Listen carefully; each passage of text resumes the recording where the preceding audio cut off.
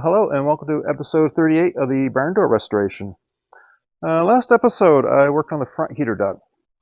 I got the straight pipes done, but the elbow was in worse shape than I'd hoped, so I have to rebuild that. Now this episode I got the center ductwork built and installed. So the way these are set up, I covered this before, but it's this air-cooled engine. Air is blown over the engine to cool it. This then is pushed over a short section of exhaust pipe and then pushed back through the ductwork. And this little wide pipe actually picks the air up from the engine and pushes it forward. Well, it would be a wide pipe if it was a commercial chassis, but because it has rear seats, it only has half a Y because the other half is used for the rear heater. So anyway, the air is blown into this duct and then it goes up to the front. Now this pipe is tapered on the Barndoor. So this one's 80 millimeters at the rear and 70 millimeters at the front.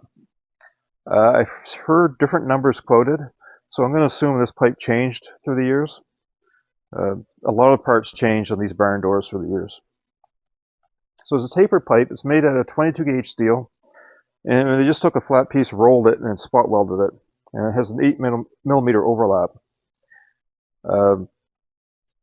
It also on the front has some clips where the front flex pipe goes into it, and it clips in place. So the center tube on this was in pretty bad shape. It was still under the truck in the right spot, but the front end of it was completely rotted away. It's rot in the bottom of it. This end, the top was rotted out, a bit of rot on the bottom. There was enough metal here for me to get accurate measurements, and the original welds were actually, gobs of weld were still here. So that told me how it was welded in, what the placements were. Now something I noticed after I built this one, when I was comparing the two, this section here is flattened. It's bulged out and flattened. And I thought that was damage that was done to it, but I think it was built that way. Because in the truck, the cross members go across here, the rusty floor was still there above it, so there's no way that could get damaged.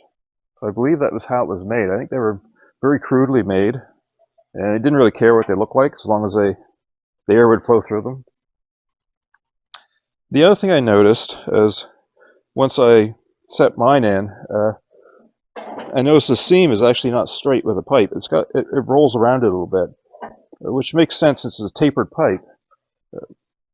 In order to get that seam perfectly straight, you'd have to roll it just the right way. And by looking at the shape of it, I think they just kind of pushed it together and welded it. So that's probably why it has a slight twist to it. So to build this, I used the same technique I used on the front ductwork, by welding the sheet of metal to a piece of pipe and then rolling it. Now when I did the front, I used a piece of 2 3/4 inch pipe. I might have said 3 inch in the video, but it's 2 3/4. Worked really well. Now, I didn't have a long piece of 2 3/4 inch pipe. And I didn't really want to go buy a piece of exhaust pipe in that size just to make this one piece. So I found a 3.5 inch dry shaft in the barn and decided to use that. Now, it worked, except it didn't roll the tube enough. So then I had to use the clamps to bring it in the rest of the way. And that's where it run into trouble. Because of the force it needed on the clamps, it made the tube oval. Right? Instead of staying round, it kind of ovaled it. Also, the clamps dented the tube. Where the worm gear is on the clamp, actually dented a few spots. So it was much more work using this too large a pipe. If I was doing it again, I'd definitely buy the correct pipe and do it. It would have been much easier. But it worked out. Now to roll this, when I did the front ones, they were just short. So I could just push down my weight on it and roll it. Where this is long, it's going to take a lot more force. I was trying to figure out how I was going to put pressure on it.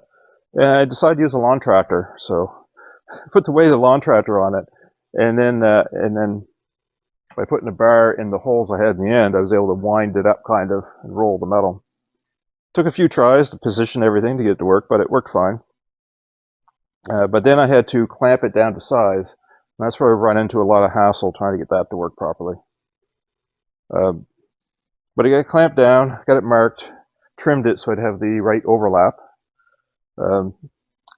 Then to get the dents out of it, I actually just put a piece of pipe in the vise, and I was able to use that as a dolly to smooth it out.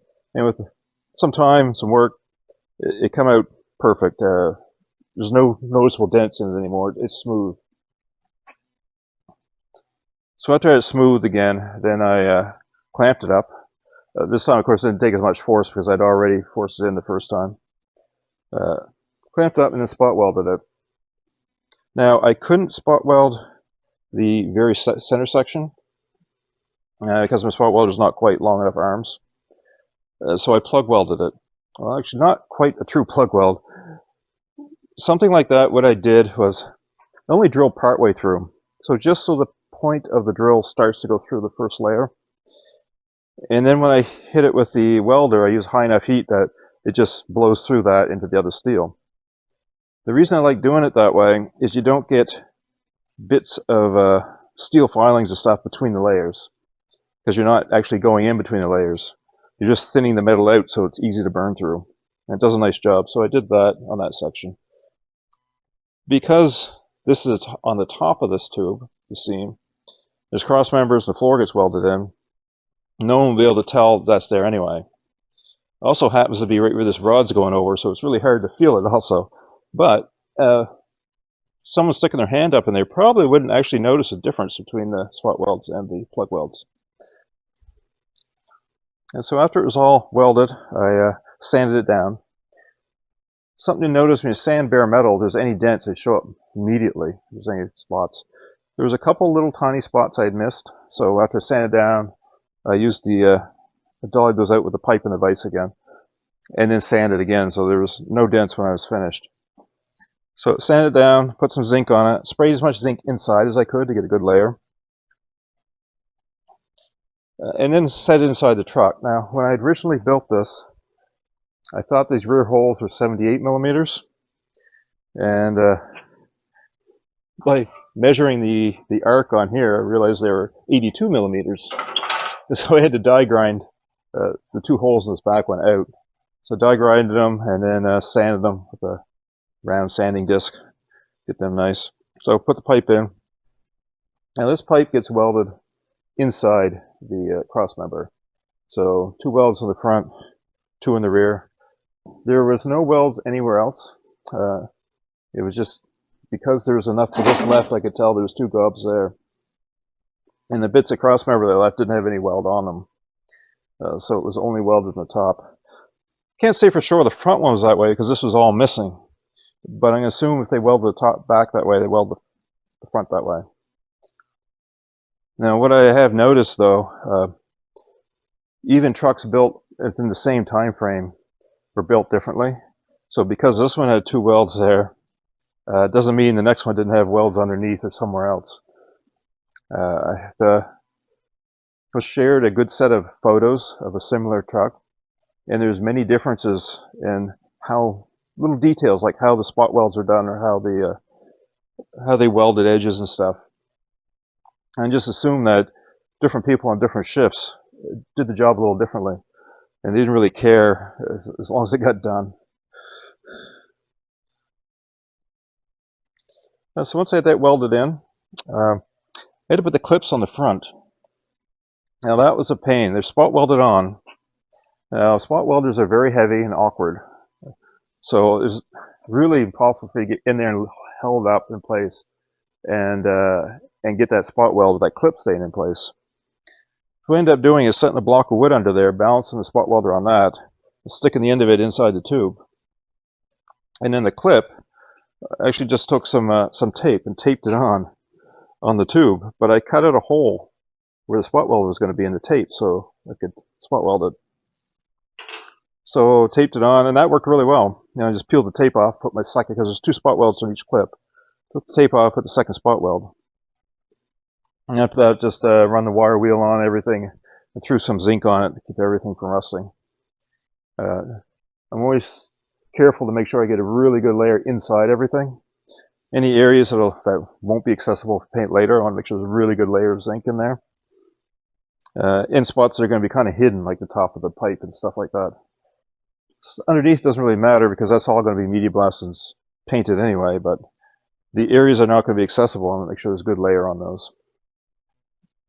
So I guess that about covers everything for this episode.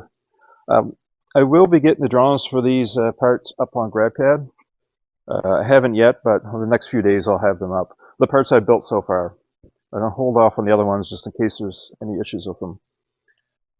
Next episode, I'm probably going to finish off the front heater duct. The elbow was rotted out, but I've been doing some experiments with stamping some metal with success. So I'm going to reprint some dies and make some correct pieces. So it's probably next episode, hopefully. So thanks for the comments, and thanks for watching.